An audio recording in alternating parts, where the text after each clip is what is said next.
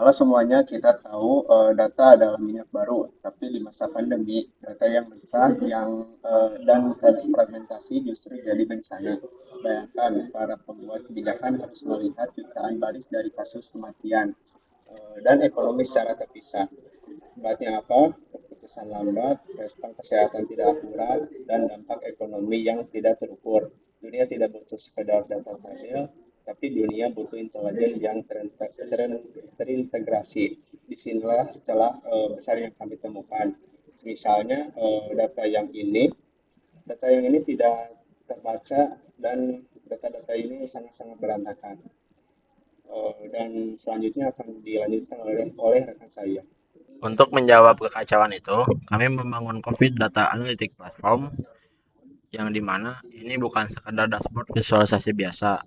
Ini adalah ekosistem end-to-end berbeda dengan solusi konvensional yang lambat memproses big data. Kami menggunakan arsitektur distributed computing dan kami mengambil data mentah dari OWID, memprosesnya di Hadoop HDFS, membersihkannya di Apache dengan Apache Spark, dan menyimpannya di MongoDB Sharded Cluster, yang dimana menghasilkan sebuah sistem yang scalable, robust, dan siap menyajikan data secara real time. Tantangan terbesar data pandemi adalah volume dan variasi. Sistem kami dirancang untuk horizontal scaling. Menggunakan teknologi sharding di MongoDB, kami memecah beban data masif menjadi chunks yang dapat dikelola dengan cepat. Pipeline kami tidak hanya menyimpan data, tapi melakukan agregasi kompleks.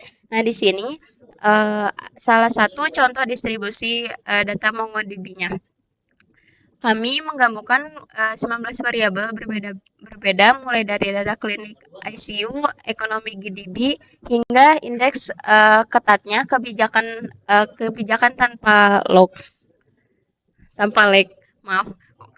Keunggulan teknik ini memungkinkan kami memproses banyak record dalam hitungan detik, sesuatu yang mustahil dilakukan untuk standar. Baik, lanjut. Nah, ini merupakan dashboard yang sudah kami rancang dan buat. Kami membuatnya menggunakan Streamlit. Bisa dilihat di sini ada GDP versus log ekspektasi dari beberapa negara. Lalu ada top kasus dari 10 negara dan top kematian dari 10 negara. Nah, di sini kenapa kami menggunakan dashboard ini? Karena supaya si data-datanya itu terlihat dengan jelas gitu dan mencari data-datanya itu mudah gitu. Nah, misalnya ini analisis dari negara Indonesia gitu. Misalnya kita mau ngeganti jadi ke negara Afghanistan, nah tinggal ganti saja. Nah, nanti otomatis dia akan mengambil data-data yang dari negara Afghanistan gitu. Nah, ini dia berubah otomatis gitu. Dan untuk ke bawahnya juga berubah semuanya. Nah, ini ada perbandingan kasus dan kematian dari beberapa tahun itu sampai 2024, dari Januari 2020 sampai 2024. Lanjut ada healthcare facility load-nya, lalu ada policy response versus positivity rate, lalu ada modify vaccination intensity, dan yang terakhir ada risk profile case versus fatality rate atau CFR. Jadi, peran utama platform ini adalah mengubah data mentah menjadi informasi yang bisa ditindaklanjuti. Seringkali data kesehatan sulit dipahami karena formatnya yang masih belum rapi. Dashboard ini menyatukannya menjadi visualisasi yang mudah dibaca. Dengan begitu, pembuat kebijakan bisa dengan lebih jelas mengambil keputusan tanpa melihat langsung kondisi lapangan dengan berbasis dashboard ini.